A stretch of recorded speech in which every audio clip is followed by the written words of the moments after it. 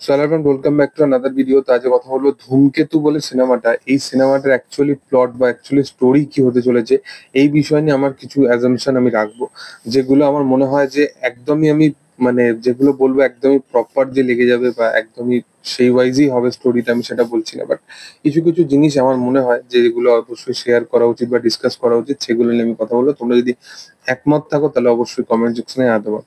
এখানে মূলত ধূমকেতু তোমরা যদি পুরোপুরি স্টোরিটা দেখো, এখানে থ্রু আউট দেব শুভশ্রী কেমিস্ট্রি বা আদার্স যে চরিত্রগুলো, পার্শ্ব চরিত্রগুলো, সেগুলো সমস্ত কিছু দেখা যাচ্ছে, সেগুলো আমরা বুঝতে পারছি। বাট এখানে মূলত দেবের যে চরিত্রটা, এখানে দুটো চরিত্রতে আমরা দেবকে দেখতে পাচ্ছি। যেখানে একটা বয়স্ক একজনের লুকেতে আমরা তাকে দেখতে পাচ্ছি এবং আরেকজন আছে যে একদম ইয়াং ভার্সন যেরকম দেবের।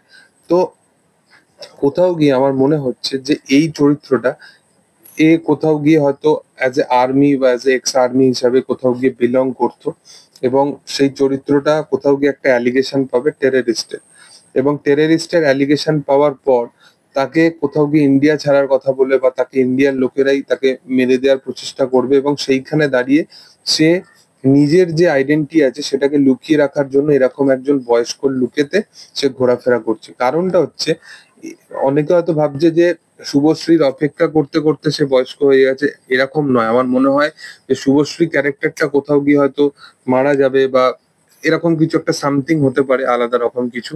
তবে সেরকমই আমার মনে হচ্ছে যে সেই অ্যাঙ্গেলেতেই গল্পটা নিয়ে যাচ্ছে।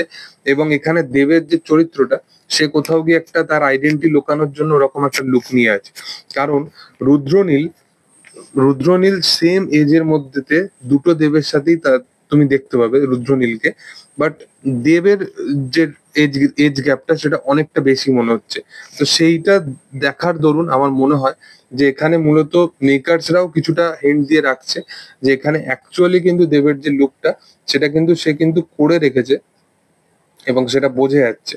তো দেখার যে সেটা সিনেমাতে কি হয় অ্যাকচুয়ালি, বা সিনেমাতে আলাদা রকম কিছু টুইস্ট এন্ড টার্ন থাকে কিনা। যেহেতু এটা কৌশিক গাঙ্গুলির সিনেমা, তো আমার এক্সপেকটেশন একটুখানি উপরে। এবং কৌশিক গাঙ্গুলির সেই টাইমের সিনেমা, যে টাইমে কৌশিক গাঙ্গুলি মানে অনেক নানান নানান রকমের সিনেমা বানাতো এবং সেই এক্সপ্লোর করতো, এবং একটা অন্য ধারার পরিচালক এসেছিল কৌশিক গাঙ্গুলি। তো আমার মনে হয় যে সেই টাইমের কৌশিক গাঙ্গুলির সিনেমা দেখার জন্য আমি আরো বেশি এক্সাইটেড। যে মানে তার এখন যদি কোনো সিনেমা আসতো, যেরকম এক্সাইটেড আমি থাকতাম, তার চেয়ে আমি 100% বেশি এক্সাইটেড আছি ধূমকেতু দেখার জন্য। তো দেখার যে ধূমকেতুর অ্যাকচুয়ালি প্লট কি হয়, আমি প্লট বা স্টোরি লাইন খুব একটা অ্যাজাম্পশন করতে পারছি না। তবে আমার যেটা মনে হচ্ছে যে দেবের যে চরিত্রটা, এখানে দুটো চরিত্রের মধ্যে ডিফারেন্স কিছু নেই।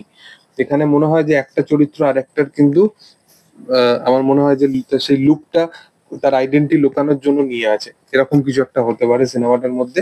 দেখার যে সেটা আপকামিং দিনে কি হয়। তবে তোমাদের কি বক্তব্য বিষয় নিয়ে সেটা তোমরা অবশ্যই কমেন্ট সেকশনে আনতে পারো। এবং ভিডিও যদি ভালো লেগে থাকে অবশ্যই লাইক করো, শেয়ার করো, সাবস্ক্রাইব করো চ্যানেলটাকে, পাশে থাকা বেল আইকনটা অবশ্যই প্রেস করে দিও। Thank you all, by.